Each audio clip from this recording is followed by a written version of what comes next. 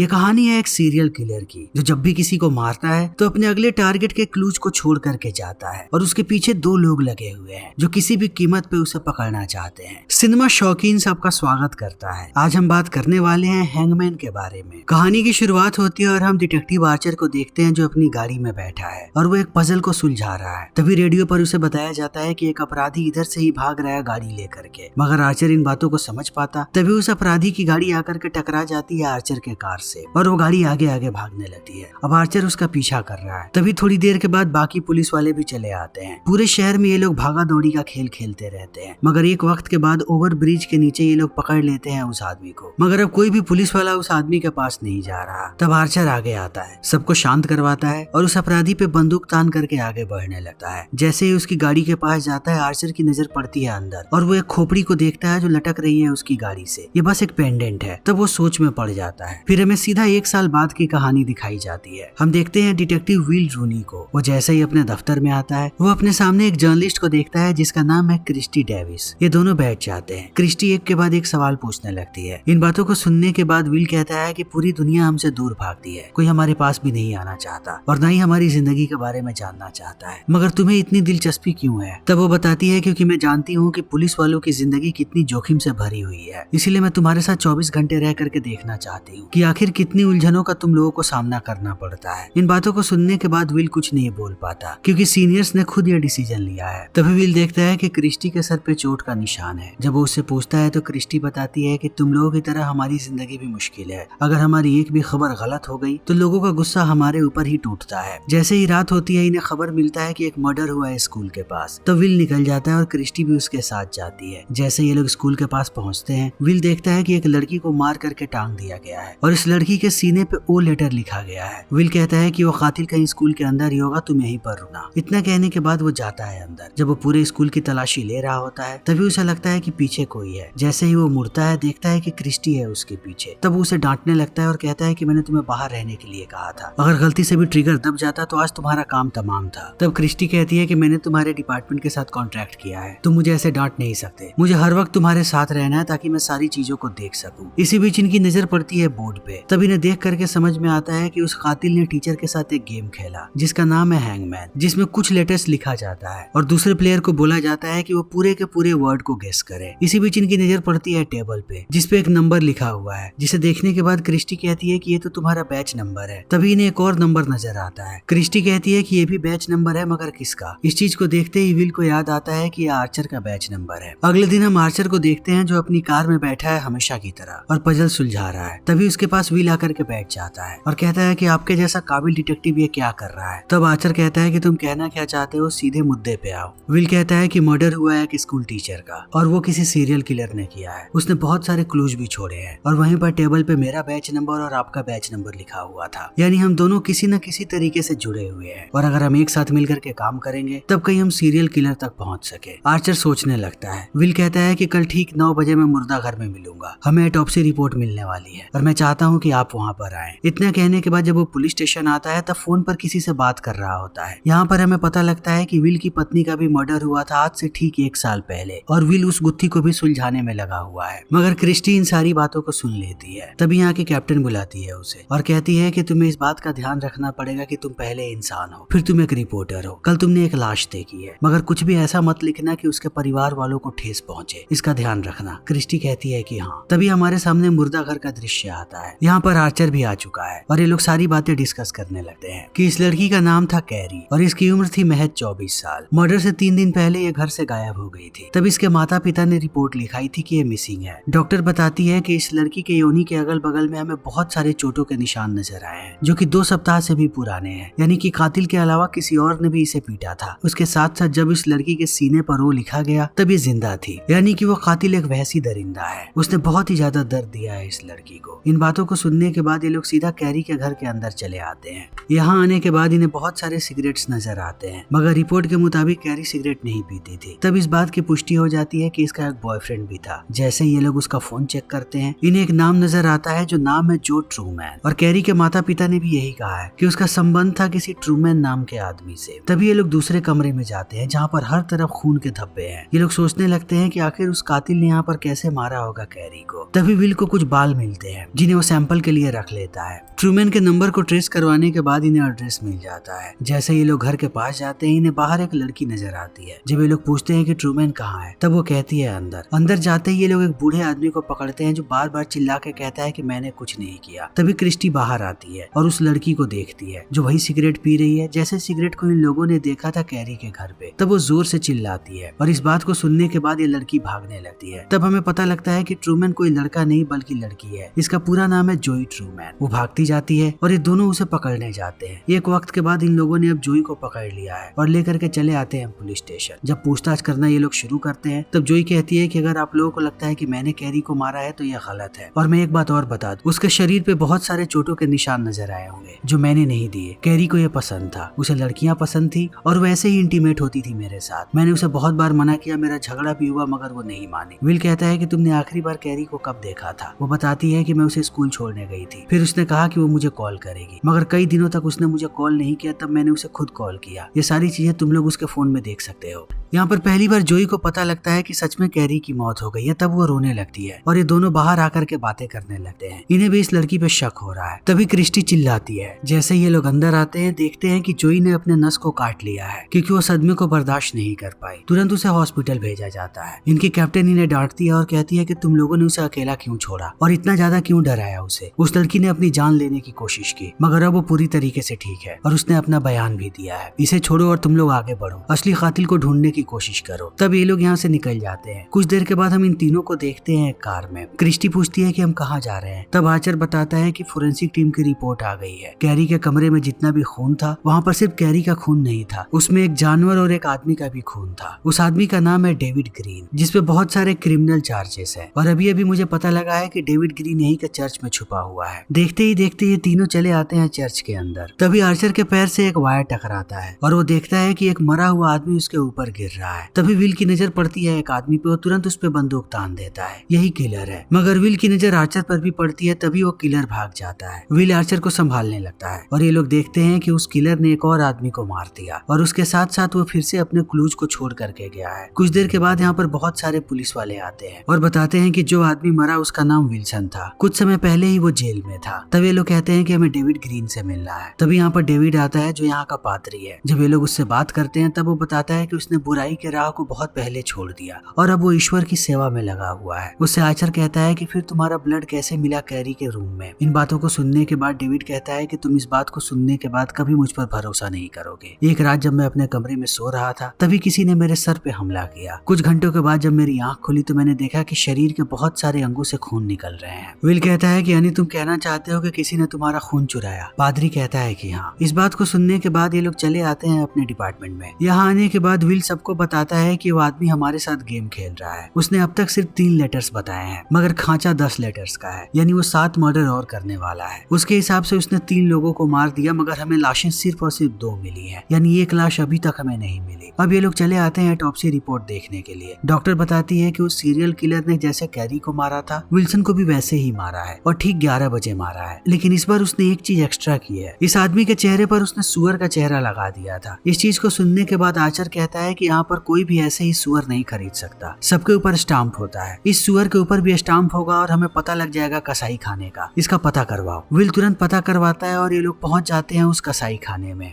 हर तरफ ये लोग कातिल को ढूंढ रहे हैं। तभी क्रिस्टी की नजर पड़ जाती है कातिल पर और जोर से चिल्लाती है। आर्चर आकर के क्रिस्टी को संभालता है और विल भागता है कातिल के पीछे मगर वो उसे पकड़ नहीं पाता। कातिल के भागने के बाद जब ये लोग पूरे जगह की तलाशी लेते हैं तो इन्हें एक और लाश मिलती है। तुरंत डॉक्टर को बुलाया जाता है। लाश को देखने के बाद डॉक्टर कहती है कि ये लाश पूरे तरीके से जम चुकी है, इसको कितने बजे मारा गया है ये चीज पता लगाने में हमें कम से कम 1 सप्ताह का वक्त लग जाएगा। इन बातों को सुनने के बाद कहता है आर्चर की ऐसा कैसे हो सकता है। वो कहता है कि इस फ्रीजर में और भी बॉडीज है मगर इस लाश की ही बॉडी क्यों जमी हुई है, ऐसा कैसे हो सकता है। ऐसा तभी होता है जब लाश को पानी से निकाला जाए और पानी से निकालते ही ला करके फ्रीजर में पटक दिया जाए तब लाश जल्दी जम जाती है। यानी हो ना हो इस लाश को लाया गया है किसी पानी से। अगल बगल में जितने भी लेक हैं हमें उसे सर्च करना चाहिए। हर तरफ पुलिस वाले ढूंढने लगते हैं और एक लेक के बगल में इन्हें एक गाड़ी नजर आती है जो पानी के अंदर है। सब लोग गाड़ी को बाहर निकालने लगते हैं। तभी आर्चर के पास खबर आती है विल की पत्नी के बारे में। वो सबसे पहले बात करता है क्रिस्टी से कि क्या विल को बताना चाहिए या नहीं, मगर अंत में वो जाता है विल के पास और उसे तस्वीर दिखाता है उसकी मरी हुई पत्नी का और बताता है कि उसके सीने पर भी वी लिखा गया था। इन बातों को सुनने के बाद विल कहता है कि तुम मुझे क्या बोलने की कोशिश कर रहे हो, ये बात मुझे पता है। जब मेरी पत्नी मरी थी तब सबसे पहले मैं ही उसके पास गया था। इस सीरियल किलर ने नहीं मारा मेरी पत्नी को, क्योंकि इसने जितनों को भी मारा है उसे लटकाया है। इन बातों को सुनने के बाद आर्चर कहता है कि जरा ध्यान से सुनो, क्या पता उसे लटकाने का मौका ही ना मिला हो। उस दिन हुआ क्या था? तब विल कहता है कि मेरी पत्नी ने मुझे जल्दी घर बुलाया था, मुझे लगा कि वो मुझे सरप्राइज देना चाहती है, मगर मैं जैसे ही घर के अंदर आया मैंने देखा कि उसकी लाश पड़ी हुई है और उसके सीने पर वी लिखा हुआ है।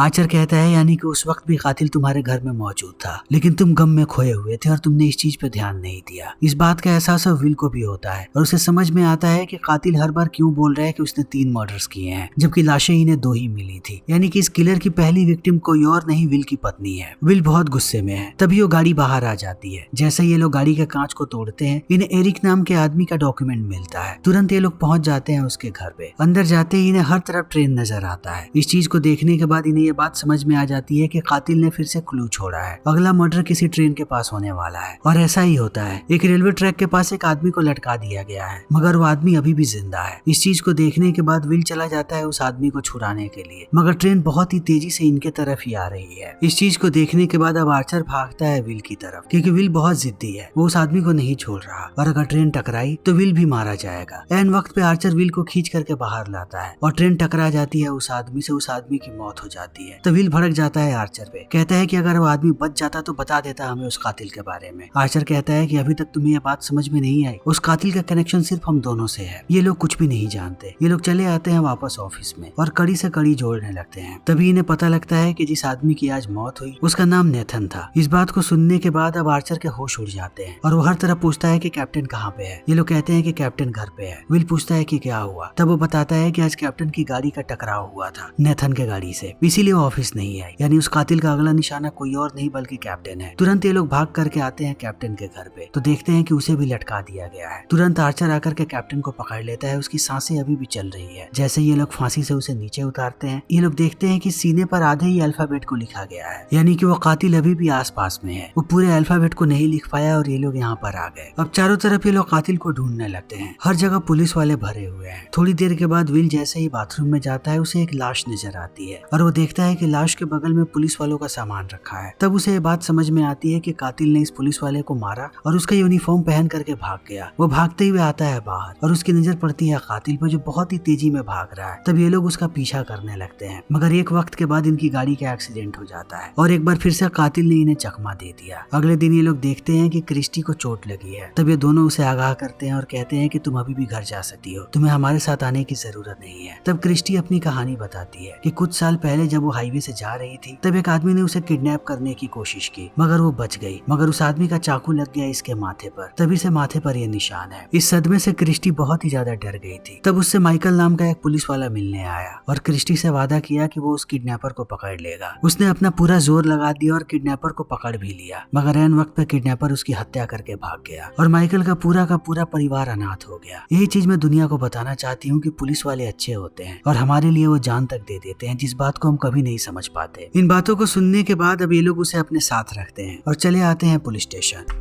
यहाँ आते ही विल कहता है कि अगर मेरी पत्नी पहला टारगेट थी तो फिर कातिल ने 1 साल का वक्त क्यों लिया अपने दूसरे टारगेट को मारने में। आर्चर कहता है कि ऐसा कोई कातिल तभी करता है जब वो अवेलेबल ना हो। और कातिल कहाँ जाते हैं? विल कहता है कि जेल, यानी कि वो 1 साल तक जेल में था। यानी कि हमें उन सारे लोगों के डिटेल्स चाहिए होंगे जो 1 साल तक जेल में थे और 2 सप्ताह पहले छूटे हैं। लेकिन ये लिस्ट बहुत ही लंबी हो जाएगी, जिन्हें देखते देखते बहुत समय निकल सकता है। इन बातों को सुनने के बाद क्रिस्टी कहती है कि उस कातिल ने तुम दोनों का बैच लिख रखा था टेबल पे, यानी तुम दोनों में से ही किसी ने गिरफ्तार किया है उसे। अब इनके लिए काम और आसान हो जाता है, क्योंकि इन्हें सिर्फ उन लोगों को ढूंढना है जिन्हें इन लोगों ने गिरफ्तार किया था। तभी इन्हें पता लगता है कि एक और मर्डर हुआ है। लाश देखने के बाद इन्हें एहसास होता है कि ये कोई और नहीं बल्कि जोई है और कातिल ने इस बार टाइम से पहले मार दिया अपने अगले टारगेट को, क्योंकि वो कैप्टन को नहीं मार पाया था। कैप्टन जिंदा बच गई। वापस आने के बाद ये लोग सारे लोगों का नाम निकालते हैं। तब इन्हें पता लगता है कि वो कातिल एडम है। एडम का एड्रेस निकालने के बाद उन्हें फिर से एरिक का नाम मिलता है। जब ये लोग एरिक के घर पे गए थे तब ये लोग बेसमेंट के अंदर नहीं गए, यानी कि एडम बेसमेंट बेसमेंट में रहता है। तुरंत ये लोग अपनी पूरी टीम को लेकर के पहुंचते हैं तो इन्हें पता लगता है कि कातिल यहाँ से भाग चुका है अपने अगले मर्डर को करके। जब ये लोग दीवार पे देखते हैं तब इन्हें पता लगता है कि वो कब से प्लानिंग कर रहा था इस चीज की। अगले दिन क्रिस्टी अपने घर पे होती है। वो जहाँ भी जाती है सारी चीजों की रिकॉर्डिंग करती है। जब वो बैठ करके रिकॉर्डिंग सुन रही होती है उस दिन की जब उसने कातिल को देखा था, तब उसे धीमी आवाज भी सुनाई पड़ती है जिसमें कातिल कहता है कि लगता है कि तुम्हारे सर के छोटे से निशान से तुम्हारा मन नहीं भरा। इस बात से क्रिस्टी को समझ में आ जाता है कि वो किडनैपर कोई और नहीं बल्कि सीरियल किलर है। वो तुरंत कॉल करती है विल को, मगर वो कुछ बोल पाती उससे पहले एडम आकर के उसे पकड़ लेता है। दूसरी तरफ जब विल को कोई आवाज नहीं आती तब वो लोग भाग करके आते हैं क्रिस्टी के घर पे और देखते हैं कि हर तरफ चीजें तहस नहस हो गई हैं। यानी वो कातिल क्रिस्टी को पकड़ के लेकर के गया। तभी आर्चर के हाथ एक पेंडेंट लगता है जो कातिल का है और इस पर भी खोपड़ी बनी हुई है। तब उसे याद आता है कि 1 साल पहले उसने ऐसे ही आदमी को गिरफ्तार किया था जिसकी गाड़ी के अंदर ऐसा ही पेंडेंट लटका हुआ था। तभी दूसरी तरफ हम क्रिस्टी को देखते हैं जिसे कातिल ने लटका दिया है। उसके गले में फांसी का फंदा है जिसे पंखे से कनेक्ट किया गया है और उस पंखे का रिमोट है एडम के पास।